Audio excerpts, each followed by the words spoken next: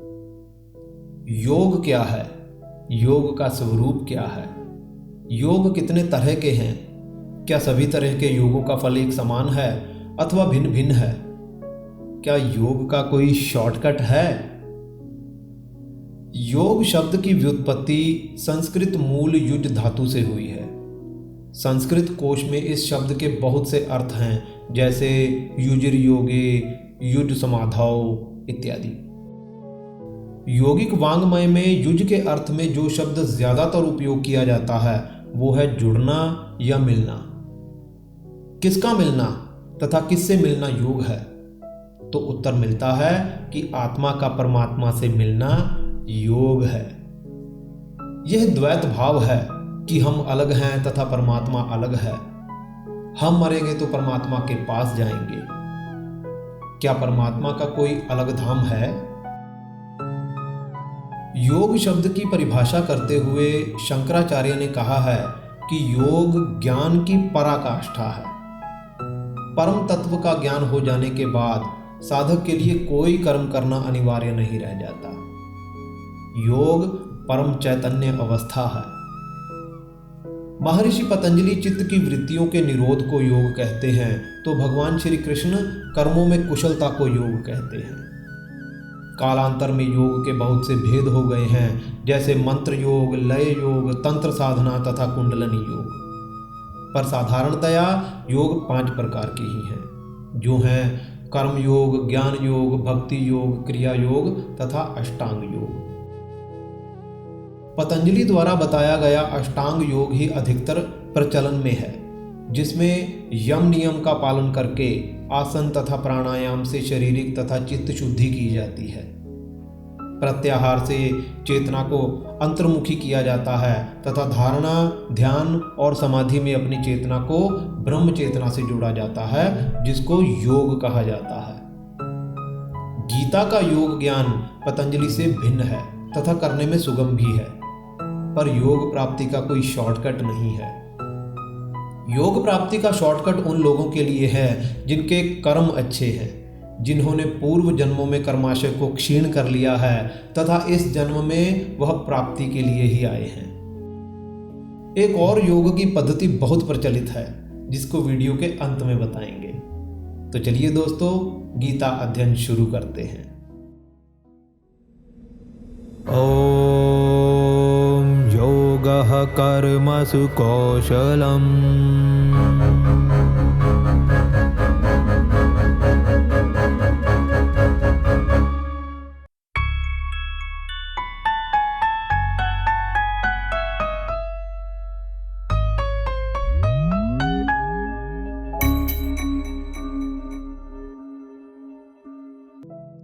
हरिओम।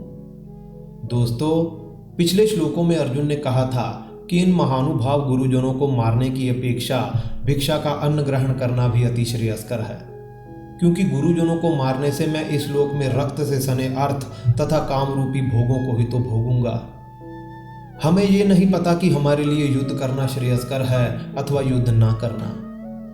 हमें यह भी नहीं पता कि इस युद्ध में हम ही जीतेंगे अथवा वो ही हमको जीत लेंगे, क्योंकि जिनको मारने के बाद हम जीवित भी नहीं रहना चाहेंगे, वही धृतराष्ट्र के पुत्र हमारे सामने युद्ध में खड़े हैं। इसके बाद अर्जुन कहता है, कार्पण्य दोषो पहतस्व भावः पृच्छामि त्वाम धर्म सम्मूढ़ चेताः यच्छ्रेयस्या निश्चितं ब्रूहि तन्मे शिष्यस्तेहं शाधिमां त्वाम प्रपन्नम।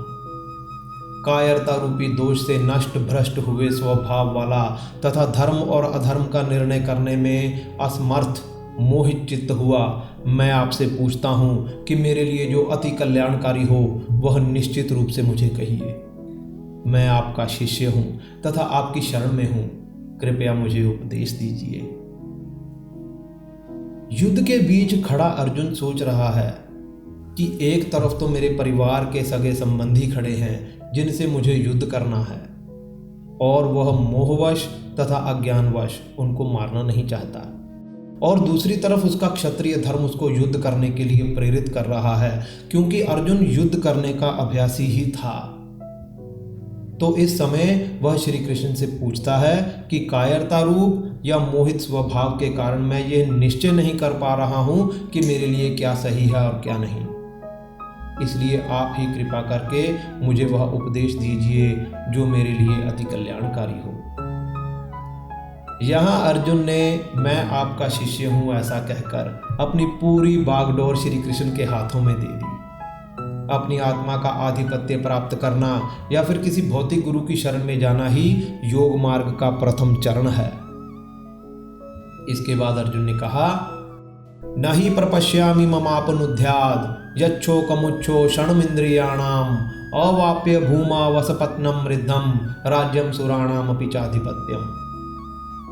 पृथ्वी पर शत्रु रहित धन धान्य से संपन्न तथा देवताओं के स्वामीपन से भी मैं ऐसा कोई साधन नहीं देखता हूं जो मेरी इंद्रियों को सुखाने वाले इस शोक को दूर कर सके।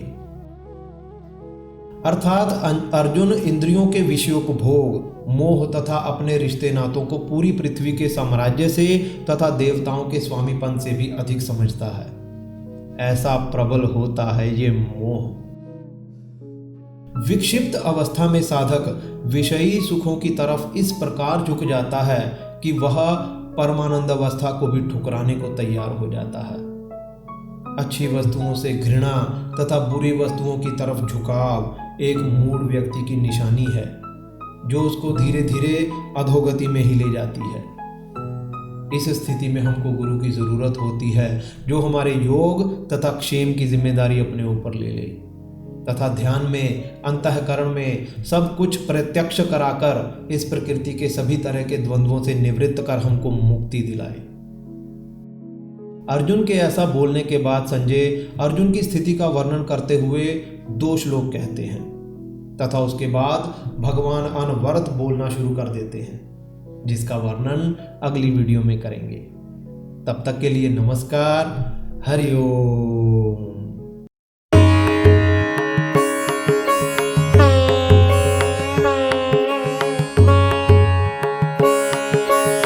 दोस्तों, हमारी पिछली वीडियो में प्रश्न था कि इनमें से कौन सा योग मार्ग श्रीमद् भगवद गीता में वर्णित नहीं है। ए कर्मयोग, बी हठ योग, सी ज्ञान योग तथा डी भक्ति योग। सही उत्तर है बी हठ योग। हठ योग में शारीरिक तथा इंद्रियों की शुद्धि पर विशेष ध्यान दिया जाता है। इसमें नेति, धोती, बस्ती, कपालभाति, नौली तथा त्राटक के अभ्यास से शारीरिक तथा आंतरिक नस नालिकाओं की सफाई की जाती है। आसनों से शरीर दृढ़ किया जाता है। प्राणायाम से प्राण ऊर्जा का नियंत्रण किया जाता है तथा मेरुदंड के अधोभाग में प्रसुप्त कुंडलिनी शक्ति को उद्दीप्त कर सुषुम्ना में प्रवेश कराकर ऊर्जा चक्रों को जागृत किया जाता है तथा सहस्त्रार चक्र से ब्रह्मरंध्र में प्रवेश कराया जाता है, जिससे परमानंद, कैवल्य, परम चेतना तथा जीवन मुक्त अवस्था आती है। आजकल वेस्टर्न वर्ल्ड में हठ योग का ही प्रचलन देखने को मिलता है। इस श्रृंखला से जुड़ा हुआ हमारा 19वां प्रश्न है, इनमें से कौन सा महर्षि पतंजलि द्वारा बताया गया योग का 5वां अंग है। ए प्राणायाम, बी प्रत्याहार, सी ध्यान तथा डी समाधि। कृपया कमेंट करके जरूर बताएं। हरि ओम।